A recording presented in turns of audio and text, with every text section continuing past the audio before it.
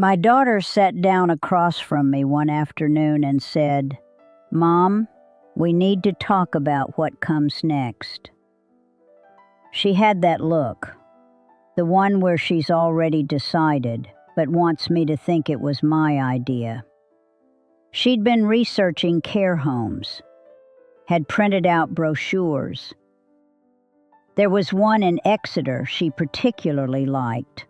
Gardens, activities, a dining room that looked like a hotel in the photographs. I looked at the brochures. I looked at my daughter. And I thought, this is how it ends. Not with drama, not with an argument, with brochures on a kitchen table and a daughter who loves you and is frightened. I'm 87 years old. I live alone in the house where I raised my children. Same house for 51 years. My husband Gerald passed 9 years ago, and for a long time after that, I managed perfectly well. I had my routine, my books, the neighbors I'd known for decades. But things had started to slip. A fall in the bathroom in January. Nothing broken, just shaken. But after that, I needed the wheelchair more regularly. And once you need it regularly, people start looking at you differently. A week in February where I barely left the house and realized on the Friday that I hadn't spoken to another person since Monday. That Friday frightened me more than the fall. My daughter lives in Bristol, 4 hours away. She was coming down every 6 weeks, and I could see what it was costing her. The worry, the guilt when she left, the phone calls every other day just to check I was still here. So when she sat down with those brochures, I understood why. I understood completely, and I still felt something inside me close like a fist. We tried things first, to be fair to her. The first was Patricia. Patricia was a carer, came every morning at 9, helped with breakfast, had a chat, made sure I'd taken my tablets. She was perfectly nice, kind woman, patient. But here's the thing. Patricia arrived at 9 and left at 10:30. And in that hour and a half I was aware, every single minute, that she was being paid to be there. That's a particular kind of loneliness, worse, in some ways, than being alone. Because at least when you're alone, you know where you stand.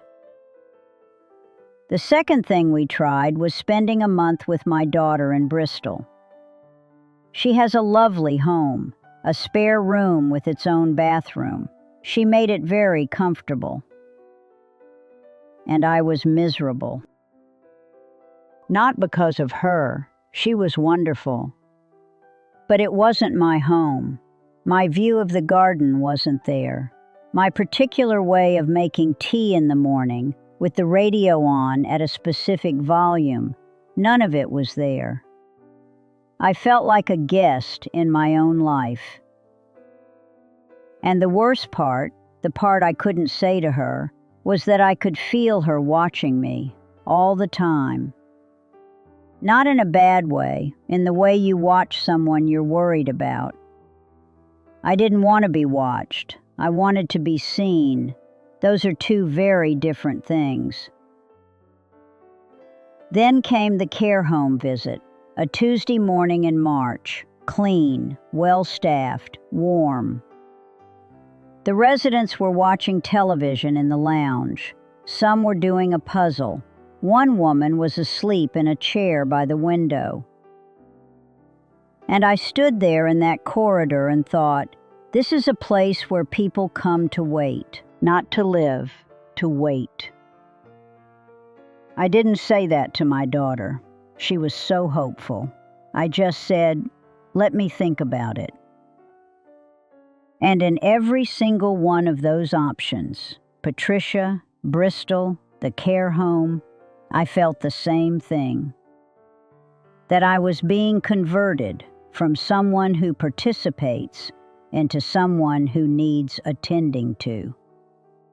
And I couldn't explain why, but that felt worse than anything. The thing that changed everything was not a plan. It was not a decision. It was a Tuesday afternoon in April. I was making my way back through the entrance of my building. My arms were tired from pushing. And my neighbor Diane came through the door behind me. Diane is 53, works full-time, has 2 teenagers and a mother of her own she's trying to manage from a distance. She looked exhausted, not just tired. That particular kind of exhausted, where you've been holding everything together for so long that you've forgotten what it felt like not to. And I said, "Diane, is everything all right?" She said she couldn't find anyone to pick up her boys from school on Thursday. She'd asked everyone she could think of. And I said, "I can do it." Just like that, without thinking. She looked at me, the way people look at you when you're 87 and offer to do something useful. A look that was half gratitude and half concern. And I said, "I'm old, Diane, not useless." She laughed, and that laugh, that was the beginning of everything. I picked up her boys on Thursday, made them toast, listened to them argue about something to do with a video game I didn't understand at all. And I felt more alive in those 2 hours than I had in months. The week after, Diane knocked on my door. She'd mentioned it to a few people in the building, and she wanted to know if there was anything she could do for me. Not out of obligation, because that's what decent people do when someone does something kind. I told her the supermarket had started to feel a bit much on busy days. She said she'd pick up my shopping whenever she went. No fuss, no arrangement, just she'd pick up my shopping. And then something strange started to happen. Other neighbors got involved. Tom on the second floor started checking my boiler every few months. In return, I started reading to his mother on Wednesday afternoons. Priya on the ground floor brought me food when she cooked something extra. I taught her how to make proper shortbread. Her children ate the entire batch in one afternoon. Nobody organized this. There was no committee, no rules. It just grew, like things grow when they're given the right conditions. I had been thinking about getting old as a process of losing things, which it is in part. But what I had not understood was that getting old also gives you things that younger people don't have. I have time, real time, not the fractured, distracted, always half somewhere else kind. Actual, unhurried, available time. I have patience, the kind that only comes from having lived long enough to know that most things pass. I have 87 years of experience, of raising children, of loss, of marriage, of starting again more than once. These are not small things. These are exactly the things that the people around me are desperate for and don't know where to find. I had been thinking of myself as a problem to be solved. I wasn't a problem. I was a resource that nobody had thought to use, including me. My daughter came down in May. I made lunch. She walked in and said, "Mom, you seem different." I told her about all of it. She listened, and then she said, "But are you safe, Mom? Are you actually safe?" I said, "Sarah, I could be very safe in that care home, perfectly safe, monitored and attended to and looked after. And I would be miserable, not because it isn't a good place, but because safety isn't the same as living, and I am not ready to stop living yet." She cried a little. I let her. And then she said, "Okay, Mom, but you have to promise me you'll ask for help when you need it." I said, "I already am." Real dignity, the kind I've found these past months, is being able to say, "I can't carry the shopping today. I need someone to sit with me. I don't want to be alone on Christmas." And having people around you who receive that honestly, not with pity, not with performance, just receive it.